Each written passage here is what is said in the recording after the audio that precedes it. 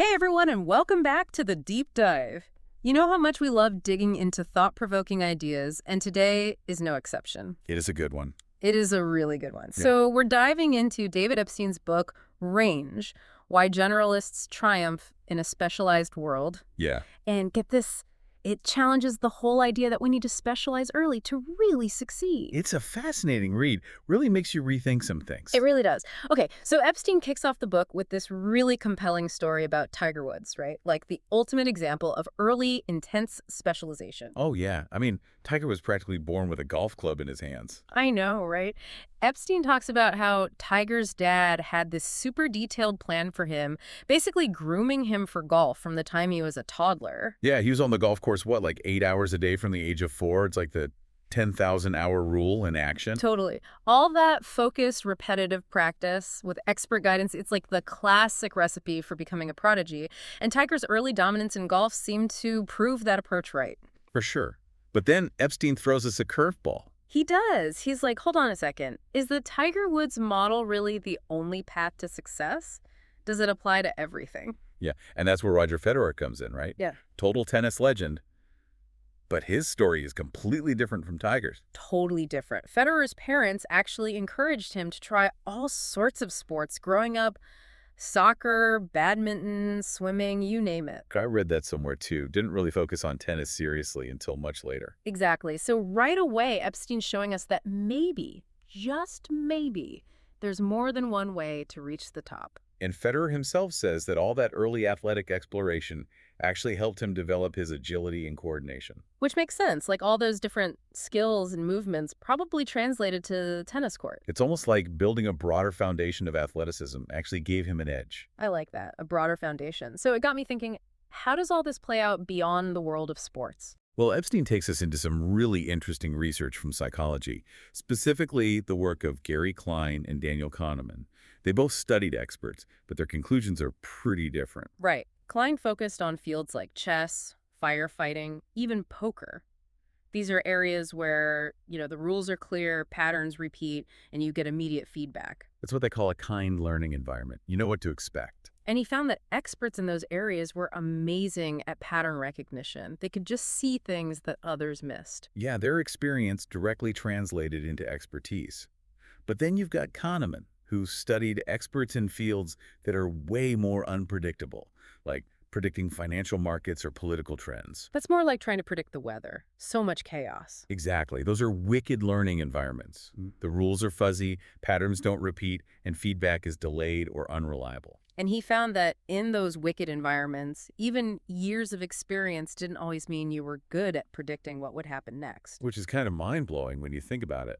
It is. Like, we tend to think that more experience always equals more expertise. And he actually uses his own experience to illustrate that point. Yeah. Kahneman talks about his time in the Israeli Defense Forces. Oh, yeah, he was tasked with evaluating officer candidates. Right, and they had this whole system for trying to predict who would be a good leader.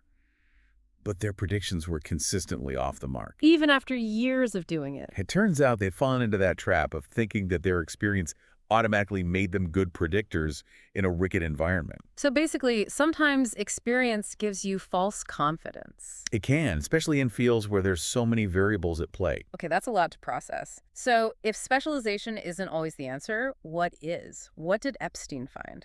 Well, he brings up this really fascinating case study. Garry Kasparov, the chess grandmaster.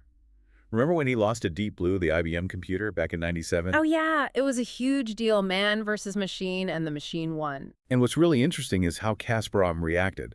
Instead of being discouraged, he actually embraced the idea of using AI to enhance human capabilities. So he saw AI as a tool, not a threat. Exactly.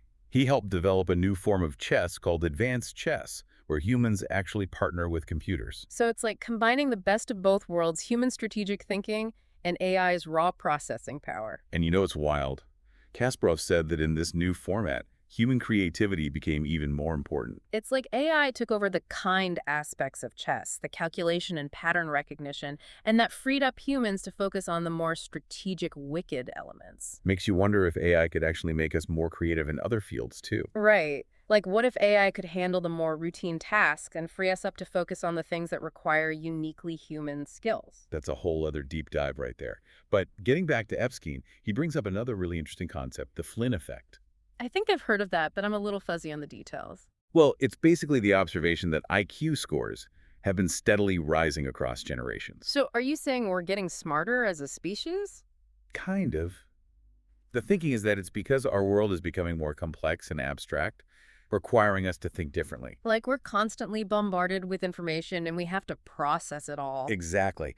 And Epstein connects this to the idea that having flexible, adaptable thinking strategies is becoming even more important in this kind of world. It's like we need mental tools that can handle a wider range of problems, not just specific ones. Right. And to illustrate this point, he talks about this study done back in the 1930s by a psychologist named Alexander Luria. Okay, what did Luria find? He was comparing the cognitive abilities of people living in remote villages in Uzbekistan with those who lived in more modern settings. So, like, totally different environments. Totally. And he found that the villagers lacked certain abstract thinking skills. They weren't even susceptible to some of the same optical illusions as those who lived in the modern world. It's like their minds were shaped by their environment, where practical, concrete knowledge was more valuable. Exactly. It highlights the importance of developing those broader thinking strategies that can be applied in a bunch of different contexts. Like having a more versatile mental toolkit. Exactly. And one tool Epstein recommends adding to your toolkit is something called Fermi estimation. Now, that one I've definitely heard of. It's about making quick estimations, right? Right. It's basically a way to make rough calculations using limited information. Like, if you're at a party and you want to estimate how many pizzas to order, That's a great example. you don't need precise data. You just use logic and common sense to arrive at a ballpark figure. It's like mental MacGyvering. I like that. And it's a surprisingly useful skill in a world where we're often bombarded with information, but not always the exact data we need. So, we're seeing how having a range of thinking strategies can be really valuable, especially when things are unpredictable. And speaking of unpredictable, Epstein takes us on this fascinating detour to 18th century Venice. Venice. What does that have to do with anything? It's all about challenging our assumptions about specialization, particularly in classical music. Okay, I'm intrigued. Tell me more. So, for centuries, classical music has been seen as the epitome of early specialization. You start young, you pick an instrument, and you practice like crazy. Right, it's all about prodigies and intense training from a young age. But in Venice, they had these institutions called ospedali, which were basically orphanages for girls. And these ospedali produced some of the most incredible musicians in Europe. Really? But here's the thing, their training was anything but specialized. The girls would actually sample a whole bunch of instruments before choosing one to focus on. Like, how many instruments are we talking about here? We're talking violins, cellos, harpsichords, flutes, oboes, trumpets, even instruments so obscure we don't even know what they were anymore. It's like a musical buffet. Exactly. And it wasn't just about variety, they also emphasized collaborative learning, with older girls mentoring the younger ones. It sounds like a really supportive and stimulating environment. It was. And the Figli, as they were called, influenced some of the greatest composers of all time, Vivaldi, Bach, Haydn, and possibly even Mozart. That's incredible. So they were basically challenging the idea that you have to specialize early to be a musical genius. And their success suggests that maybe early exploration can actually be an advantage, even in a field like classical music. So we're starting to see a pattern here. Maybe early specialization isn't all it's cracked up to be. But what about the whole idea of deliberate practice? Didn't we talk about that with Tiger Woods? We did. And Epstein actually introduces a concept that might seem kind of counterintuitive at first, desirable difficulties. Desirable difficulties. That sounds like an oxymoron. How can something difficult be desirable, especially when it comes to learning? It's the idea that certain approaches to learning, while they might slow you down initially, can actually help you understand and remember things better in the long run. Okay, I'm listening. Think about things like testing yourself, spacing out your study sessions, making connections between different concepts, or even just mixing up the types of problems you're practicing. It's like challenging your brain to work harder, right? Exactly. And Epstein cites research showing that these desirable difficulties lead to more flexible knowledge that you can apply to a wider range of situations. It's like building a stronger foundation for learning, But let's be real, struggling can be frustrating. Who wants to intentionally make things harder for themselves? I know, right? But Epstein brings up this fascinating study from the U.S. Air Force Academy. They found that cadets who had instructors whose teaching styles led to initially lower scores in calculus actually ended up doing better in later math courses. Wait, so the students who struggled at first actually ended up outperforming their peers in the long run? Exactly. And get this, those instructors, the ones whose students ultimately thrived, often got penalized with lower student evaluations. Because the students were frustrated by their initial struggles. They were punishing the very teachers who were setting them up for success later on. It's amazing, isn't it? It really shows how our focus on short-term performance can sometimes undermine long-term learning. It's a powerful reminder that the most effective learning strategies aren't always the ones that feel the easiest or the most comfortable. Exactly. And this leads us to another key idea that Epstein explores the connection between range and innovation. Okay, how does having a broad range of knowledge and experience relate to being more innovative? Well, he uses the example of Johannes Kepler, the astronomer who figured out the laws of planetary motion. Oh, yeah, he was a brilliant guy. Totally. But, he initially believed that planets moved in perfect circles, which was the prevailing theory at the time. It makes sense circles seem perfect and harmonious. Right. But Kepler was willing to challenge that assumption. He was willing to look at the data from a different angle, even if it meant questioning long-held beliefs. And what happened? Did he find something else? He did. After years of observation and calculation, he realized that planets actually move in ellipses, oval-shaped orbits. Wow, that's a game changer. It was.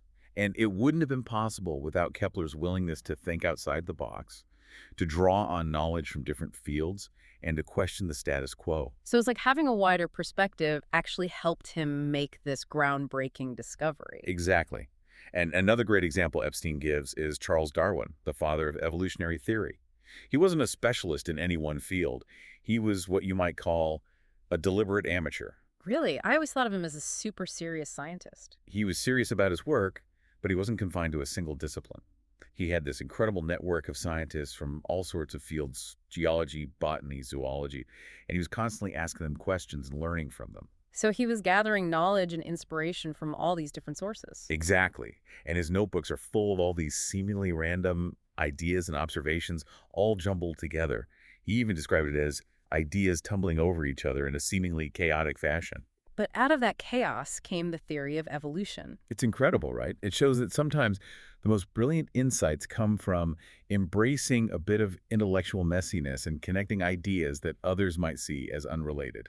Okay, so we're seeing how range can lead to major scientific breakthroughs. But what about other fields, like politics or economics? Don't those require deep expertise in specific areas? Well, Epstein brings up this fascinating study by a political scientist named Philip Tetlock, who looked at forecasting accuracy. He wanted to know who was better at predicting the future, specialists or generalists. So he was pitting the experts against the generalists, He basically. called them hedgehogs and foxes. I like that. Hedgehogs and foxes. So who are the hedgehogs? The hedgehogs were the specialists, the experts in specific areas who had one big idea that they applied to everything. They were super confident in their predictions, but often wrong. They sound a bit like those experts Kahneman studied overconfident because of their experience. Exactly. And then there were the foxes, the generalists, who drew from multiple disciplines and were more flexible in their thinking. They were less confident, but more accurate in their predictions. It's like the foxes were better at adapting to changing circumstances and considering different perspectives. Precisely. And their success suggests that in a world that's constantly evolving, having a wider range of knowledge and perspectives can actually be an advantage. This is where things get really interesting for me. Epstein also dives into the importance of quitting, and not in a negative way. Oh yeah, he talks about the work of economist Steve Levitt, who found that sometimes quitting can actually help you find a better fit for your skills and interests. So it's not about giving up, it's about being strategic. Exactly. Like there's this study where people were randomly assigned to flip a coin and change jobs based on the outcome. And those who switched jobs were actually happier in the long run. Wow, that's fascinating. So sometimes a change, even if it feels random, can actually lead to something better. It suggests that we shouldn't be afraid to reassess our goals and make a change if we're not feeling fulfilled or challenged. That's a really powerful message. It's like giving yourself permission to explore different paths and not feel stuck in a situation that's no longer working for you. And this leads us to one of my favorite parts of the book, the stories of late bloomers and career I changers, love those stories. They're so inspiring. like Vincent van Gogh, who didn't start painting seriously until his late 20s. It's amazing to think that one of the most celebrated artists of all time was a late bloomer. Right. And then there's Frances Hesselbein, who didn't begin her most impactful leadership role at the Girl Scouts until she was 54. That's incredible. So it's really never too late to find your calling. Exactly. And Epstein also talks about Dunphy Yokoi, the Nintendo innovator who was a master of lateral thinking with withered technology. We talked about that earlier. He created the Game Boy using older, readily available technology. Exactly. Such a great example of how you don't always need the latest and greatest to innovate. Sometimes the best solutions come from repurposing what you already have in creative ways. I love that. It's like finding hidden potential in unexpected places. Exactly. And speaking of hidden potential, one of the most compelling figures in Epstein's book is Arturo Casadevall, a scientist who's become increasingly concerned about the dangers of overspecialization, particularly in academia. What's his story? Well, he's a super accomplished scientist. His index actually surpasses Einstein's. But he's worried that the current system is stifling innovation and leading to a decline in groundbreaking discoveries. So it's not like he's some disgruntled outsider. He's speaking from a position of strength and experience. Exactly. He's basically saying, hey, I've achieved a lot within this system, but I think we can do better. So what does he propose we do? He advocates for something he calls deliberate amateurism. Deliberate amateurism. That sounds like an oxymoron. It's about being willing to explore ideas and fields outside your area of expertise. It's about embracing curiosity and asking seemingly naive questions. It sounds like a more playful approach to knowledge. It is, and he argues that this kind of approach can actually lead to more creative and innovative solutions. I like that. So it's not about rejecting expertise, but about broadening our perspectives and being open to new ideas and connections. Exactly. Casadevall believes that specialization is important, but we need to balance it with a willingness to explore and experiment. This has been such a fascinating conversation so far. We've covered so much ground, from Tiger Woods to Venetian orphanages, from chess grandmasters to deliberate amateurs. And it seems like the main takeaway is that maybe, just maybe, we've overemphasized the importance of early specialization. And that embracing a broader range of experiences and perspectives can actually be a huge advantage in a world that's becoming increasingly complex and unpredictable. You know, it's funny, when we think about expertise, we often picture someone who's super focused on one specific area, right? Yeah, like they've got blinders on, just zeroed in on their niche. But Casadevall, the scientist we were just talking about, he actually uses this analogy of a flashlight. He says if you've got a narrow beam, you can see a small area really clearly, but you miss everything else. Oh, I like that. So it's like specialization gives you depth, but a wider beam lets you see more of the landscape. Exactly. And what I find really inspiring about Casadevall is he doesn't just talk the talk, he actually walks the walk. Like he's constantly reading outside his field, going to conferences in totally different disciplines, talking to people from all sorts of backgrounds. It's like he's deliberately cross-pollinating ideas. But wouldn't that approach lead to a lot of dead ends? I mean, if you're exploring all these different avenues, don't you waste a lot of time on things that don't pan out? That's a fair point, and it's something Casadevall addresses head on. He argues that the traditional way we do scientific research, with its focus on super specialized hypotheses, can actually be pretty inefficient. Okay, I'm curious. How so? Well, think about it. If you're only looking in one tiny area, you might miss connections and insights that are just outside your field of vision. It's like trying to solve a puzzle by only looking at a few pieces. Exactly. He points out that so many major scientific breakthroughs have actually come from unexpected connections between fields that seem totally unrelated. Do you have an example of that? Yeah, he talks about this guy, Don Swanson, a chemist and information scientist.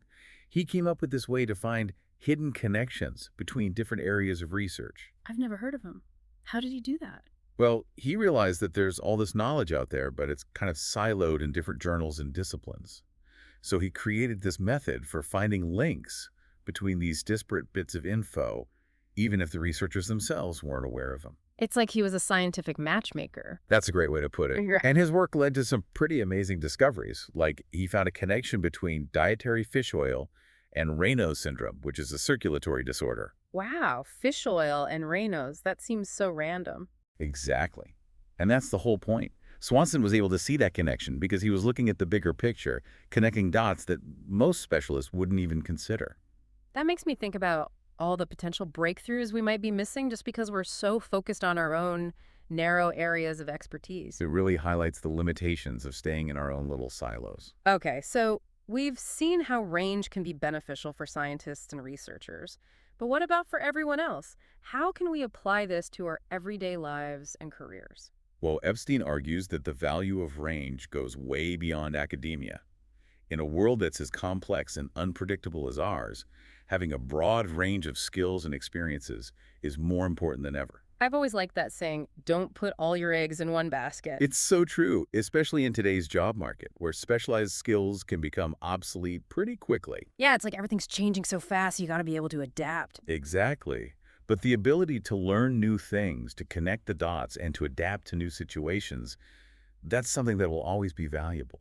So instead of trying to be an expert in one very specific thing, maybe we should focus on developing a wider range of skills. I think so. It's kind of like building a diverse portfolio of skills, so you're more adaptable and resilient. Okay, I like that analogy. But how do we actually do that? What are some practical steps? Well, Epstein suggests a few things. Read widely outside your field, take online courses in subjects you're curious about, attend lectures and workshops on things you might not know much about, and talk to people from different backgrounds and professions. Just be open to new experiences. Okay, so we've talked about the benefits of range, but is there a downside? I mean, can you have too many interests? It's a good question. Some people worry that having too many interests can make you unfocused or prevent you from developing deep expertise in any one area. Yeah, like the whole jack of all trades, master of none thing. Exactly. But Epstein argues that this fear is often overblown.